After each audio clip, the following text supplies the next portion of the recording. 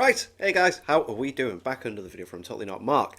I haven't quite finished the Dark Tournament arc of Yu Hakusho because I was intending on checking out the second review for that, but I've got 6 more episodes to watch. Just about to have the Toguro fight. I'm very excited, but Mark's uploaded a One Piece video randomly. I'm looking forward to this. This is the genius of Luffy. Let's get into it. You know what I hate about online anime discourse? You could be riding high off the back of watching your favorite show. You could be expressing why you love it so much, and inevitably, you'll get someone chiming in with a comment like, "Chill out, it's not that deep, bro." Oh, I hate stuff like that. Like, there are most certainly ways of over-intellectualizing our favorite stories. And hey, if your relationship with a movie ends with the credits, then more power to you. But I think the idea that there's nothing more to discuss beyond general moment-to-moment content does a real disservice to, well, all of fiction, really. Yeah, like, I love watching something and then having that conversation afterwards and possibilities and, like, more look into certain things that happened and why they happened and that, outside of the integral thing. If all that mattered were those plot beats, then I'm sure a work like One Piece wouldn't be held up as a once-in-a-generation type story, let alone one its fans painstakingly dissect. Take the sport of boxing, for example. Anyone can jump in for big fights and have a great time, but those that follow the build-up of the fights, the psychology of the fighters, and the histories between them will no doubt go in with greater anticipation. Well, yeah, like, this is going to sound a silly example, but, like, we'll talk YouTube stuff. Whenever, like, the likes of KSI and people have a fight, they always have the initial, like, meet-up, don't they? The weigh-ins, the stuff, the build-up, the thing, and if you watch the live streams and that, you're like, oh, I can't believe he said that to him. Oh, and then you get into the fight, you're like, oh, all that tension and everything's so cool. Yeah. But will also gain a greater deal of meaning from the actual event itself. And, well, the way in which context and subtext informs events in real life is a pivotal function when applied to fiction. So I guess what I'm saying is, it actually is that deep. Yeah, man. And that has been my motivation behind delivering this series of video essays, beginning right here with this one. A series where I explore how the key players of One Piece function, why they are amazing, and through doing so, gain a deeper appreciation for Eiichiro Oda's story. And where better to start than with a character many people love, but some find one-dimensional, and I think is genius. I am, of course, talking about Monkey D. Luffy! Monkey D. Luffy! Let's go!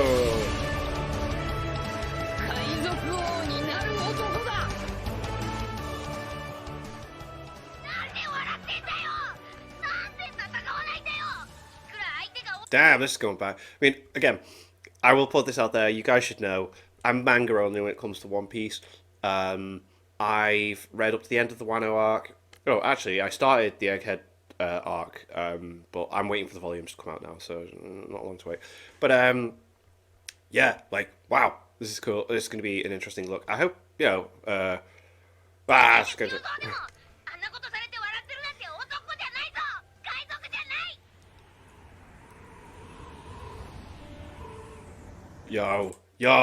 Yo! Luffy's pronounced smile and boundless optimism conceals a much lonelier character. God, the Luffy who saw that fight was sick. One filled with love and ambition, yes, but also one that deeply desires companionship. This need early on speaks to a childhood we won't see for quite some time, but the seeds are all there. This is all to say that while Luffy himself is an interesting character, where he shines best is through those he interacts with. Definitely. My God. Like, even from the beginning, he's always like, oh, we need a chef, we need a navigator, we need this and that, blah, we need a doctor. He knows that he's going to have people around him. It's what he wants. In John Truby's book, The Anatomy of Story, he mentions that a common misconception about main characters is that they themselves are the reason the story is interesting. Now, he's certainly not suggesting Luffy isn't interesting. What Truby means here is that, in isolation, a character is made up of many different attitudes, opinions, and backstories, but it's how those aspects of their personality inform their interactions with the world and its characters that make them interesting. In other words, or to put it more simply, our interest in them is born from how our main character interacts with those around them. For example, Tony Soprano's a huge personality, but it's how he navigates the world and speaks to people that brings all of the qualities we love and hate about him to the surface. highlighting and defining what makes him so iconic. And while Tony isn't a hero, the same applies to heroic stories like One Piece. Quote, "The single biggest mistake writers make when creating characters is that they think of the hero and all other characters as separate individuals. Their hero is alone, in a vacuum, unconnected to others. The result is not only a weak hero, but also cardboard opponents and minor characters who are even weaker. In other words, your hero can only be seen or felt as righteous by contrasting him or her to the allies that have their backs or the villains slinking around each and every corner.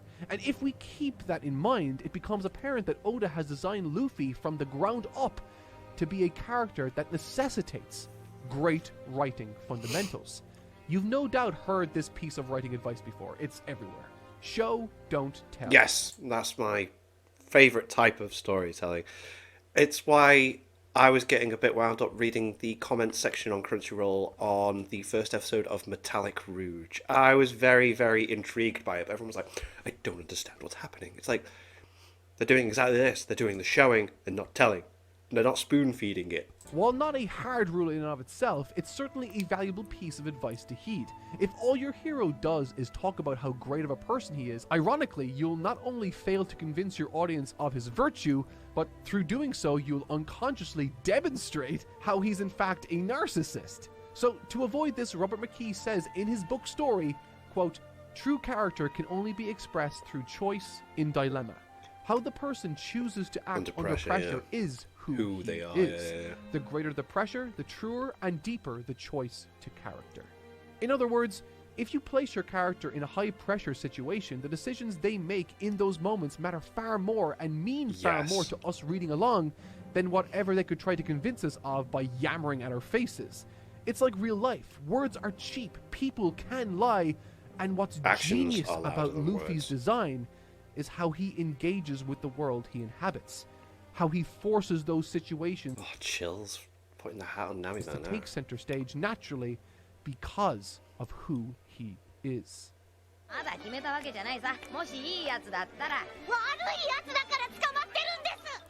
Kobe is one of the earliest characters introduced in One Piece, and Oda uses him as a sort of audience POV character, a litmus test of Luffy's qualities.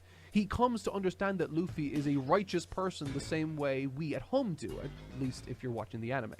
Once Luffy reveals himself to Kobe as a stowaway, Kobe is put in a very difficult circumstance. He's low on the totem pole within his pirate crew, and he's got an obligation to reveal Luffy to his superior. But he doesn't.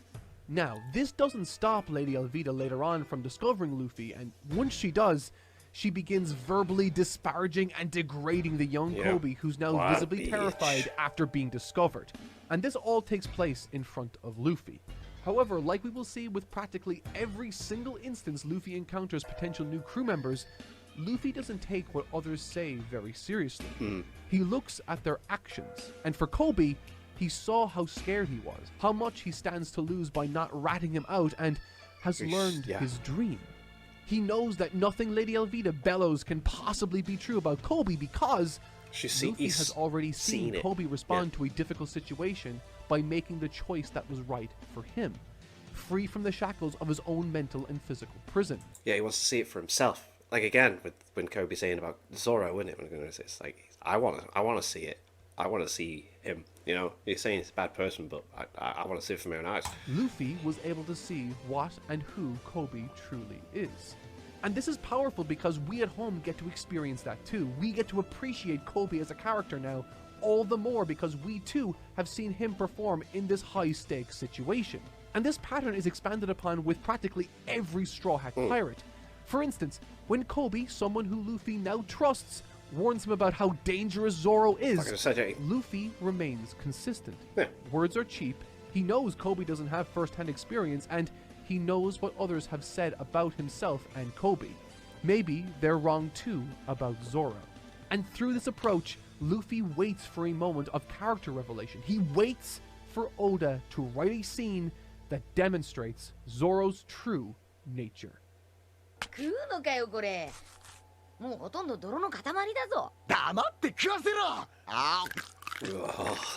This is what makes Luffy such a mechanically useful character in the narrative.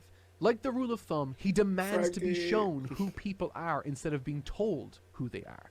It's a simple but geniusly elegant character mechanic, and nowhere is that more true than in Arlong Park. Mate. For many, this is the first moment One Piece, quote, gets good, and while I don't agree with that statement as I thought it was great from the start, Yeah, I'd say it took me a couple of chapters, and then I was hooked.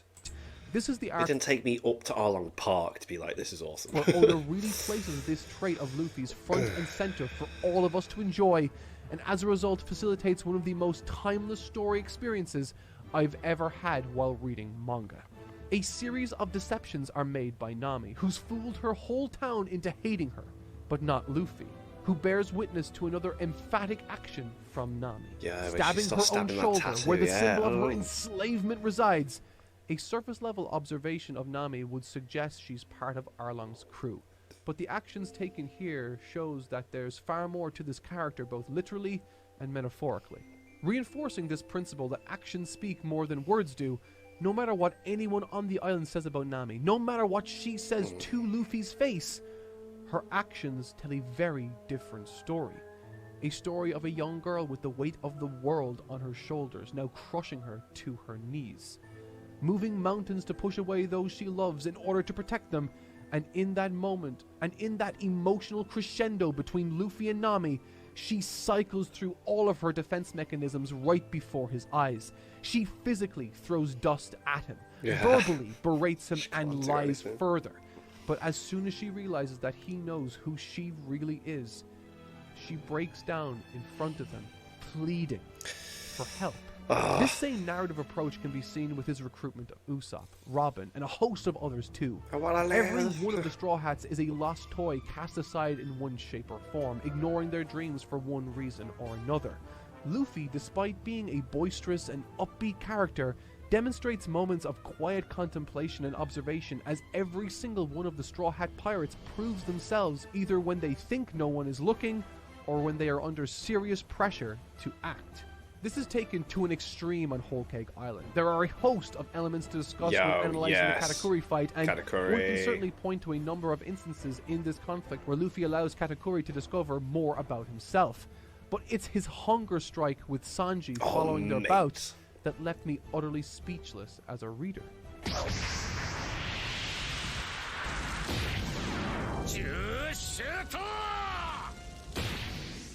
This is of course Sanji's arc, so to speak, and there's plenty of time to talk about him in another video, but with regards to Luffy's involvement, this is by far the most he's been pushed away by a member of his team.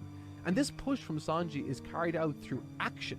He physically assaults Luffy and tears down I his couldn't character. believe what I was reading when this was happening. It's like, oh my god, he just booted Luffy all the way out Much of like that Nami's carriage. behavior in Arlong Park, this is all in the name of protecting him from the monsters in his closet. Luffy sees this, recognizes what's happening, and understands that Sanji needs to find his own way back to him. And where he waited for Nami in Arlong Park, Luffy takes this up a notch here, reserving himself to a hunger strike until his return.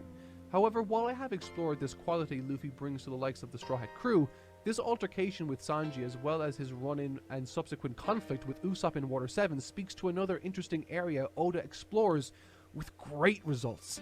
And I think this element of Luffy's character has offered my 3 favorite moments in the entire series for me. The lead up to and subsequent eruption of Usopp versus Luffy remains the single most compelling sequence of character exchanges I've ever come across. This is taking into account stories like Berserk and every film I've seen since I was a child. Damn, okay, okay. To say that this scene captures magic in a bottle would be an understatement, and it has everything to do with a narrative technique called structural opposition of desire. Dramatic situations are made most compelling when conflict exists as a structural opposition of goals.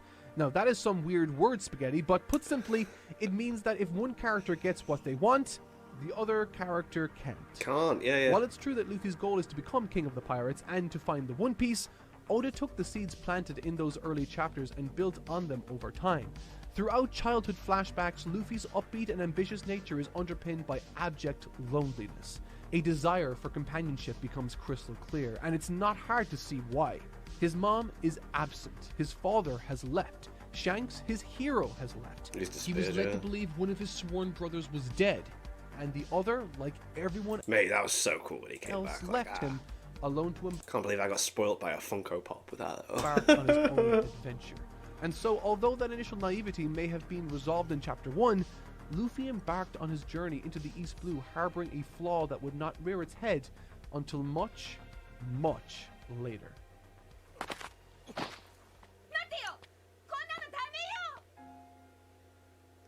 Luffy is surprisingly ill-equipped when it comes to emotional conflict with his crew, and in being forced to deal with it here, this goal of persistent companionship bubbles up to the surface.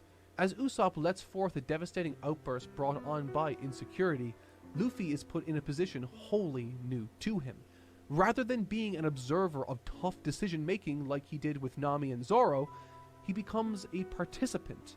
He's forced to choose between his two goals. He doesn't want to break up his family, but in order to be the captain the rest of his crew deserves, he must. Yeah, man, it was like, oh, it was so painful to watch. This is why I love this scene. For the first time in the series, Luffy is offered a dilemma that speaks to his deepest desires and forces him to choose. And through doing so, brings out the very best of his supporting cast.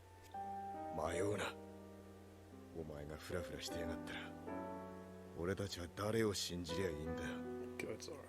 For me, my favorite part of One Piece has never been the fights, or the grand adventure, or even the colorful locations we all get to explore and enjoy. Yeah, the fights are never really the... Well, I suppose with the anime, they make a big point of it, don't they? Like, when it got round to Luffy fighting... Oh my god, what's the guy from Wano called? Guy that turns into the dragon. Oh, well, they made a big build up. And that makes sense, because that was a big build up to that, but, you know.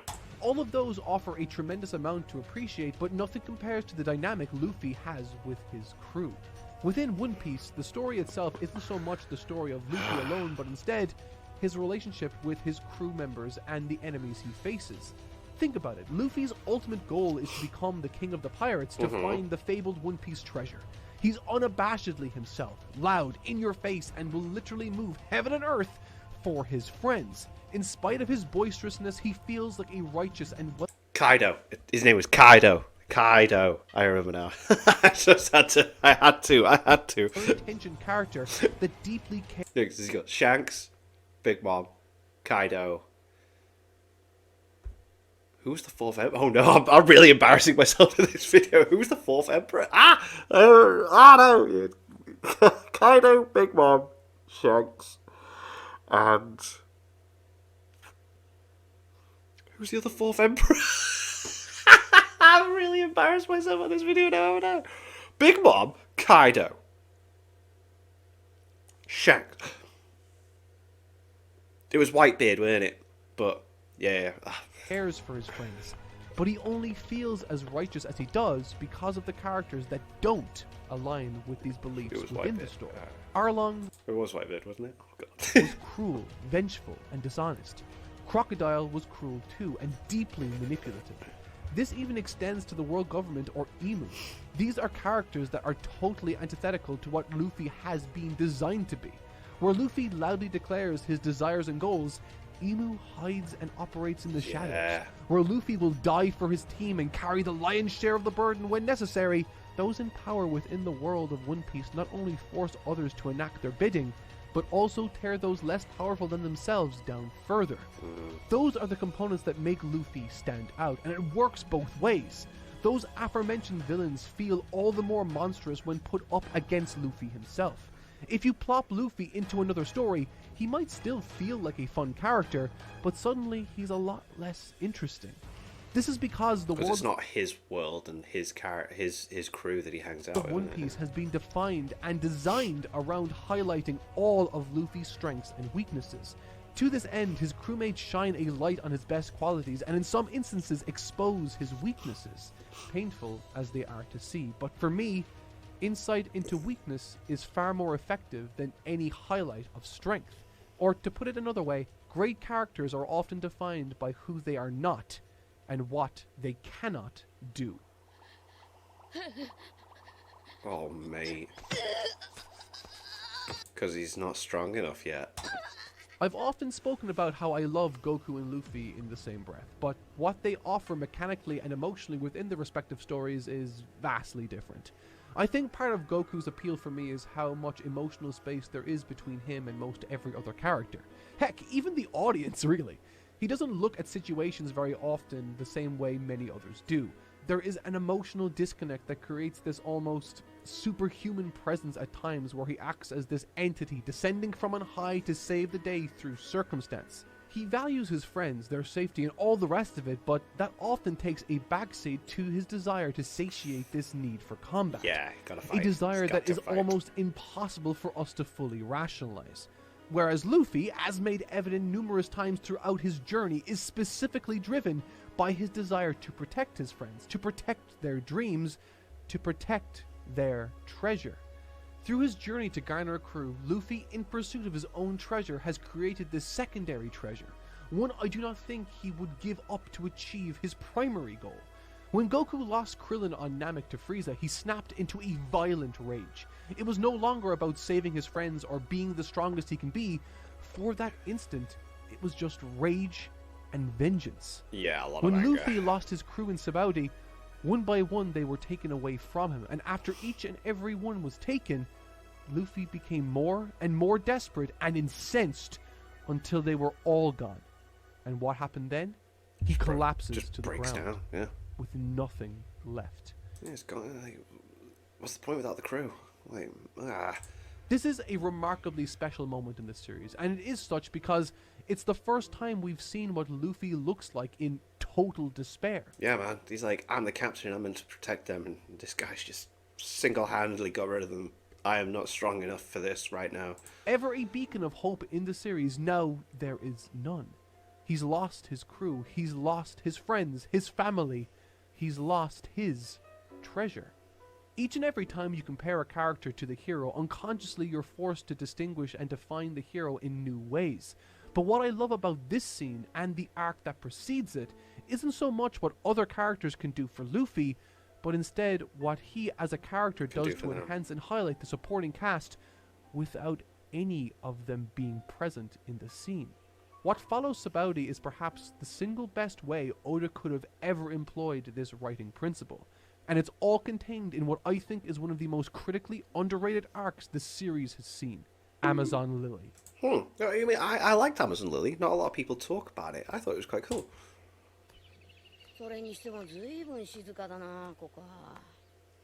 As I mentioned earlier, a large part of what defines a character, especially a main character, are the choices they make and the differences that come about thanks to the comparisons between them and other characters. Normally, this technique is used to serve the main character and the main villain of a given area or segment.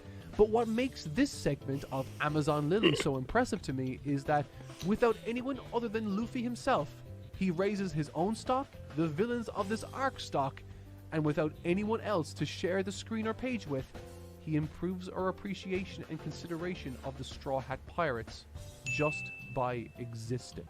That is incredible design, and I don't know if I've ever seen any other character do that. And how does Oda achieve this? Simply by allowing Luffy to be Luffy. Alone in Amazon Lily, he falls sick, reminding us of Chopper's usefulness. He becomes hungry, reminding us of how important Sanji is to him. He gets lost, informing us on how important Nami's navigation is. He's alone without backup, showing us how important his crew is, and most specifically, Zoro. It intentionally... Yeah, not for his navigation. It goes on like this until he runs into a situation with Boa Hancock and her crew, where again, simply by Luffy marching to the beat of his own drum, he enhances our appreciation of him and emphasizes the antagonist's defining characteristics.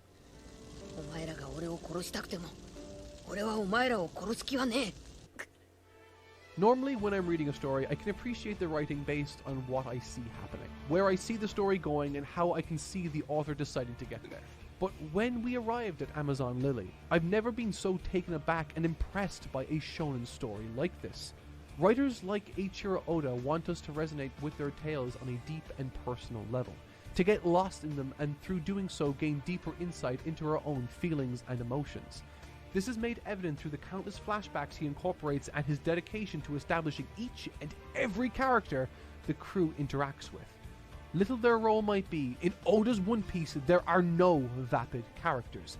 Everything is deliberate, everything has life. Yeah. Sometimes the art of storytelling is best delivered when you don't notice the subtle techniques and themes that reside underneath the surface.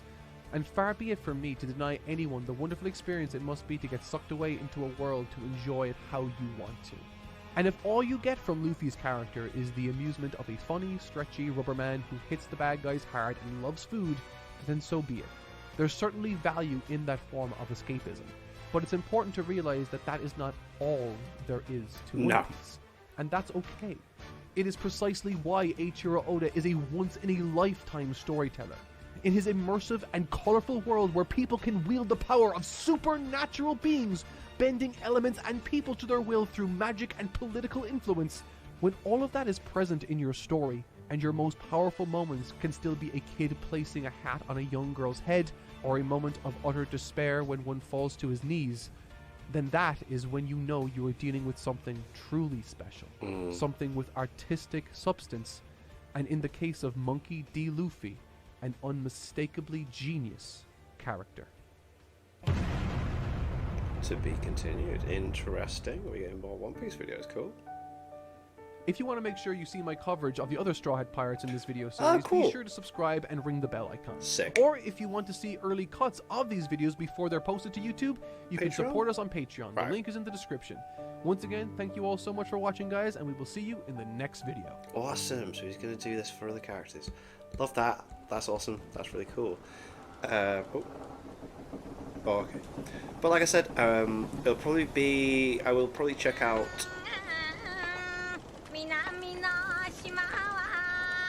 I'll probably check out the Yu Yu Hakusho review for the Dark Tournament, because, like I said, I've only got 6 more episodes left. I didn't want to rush through it, because I was kind of enjoying it. I thought it was a bit slow at first, but it's a very interesting tournament arc. Very interesting.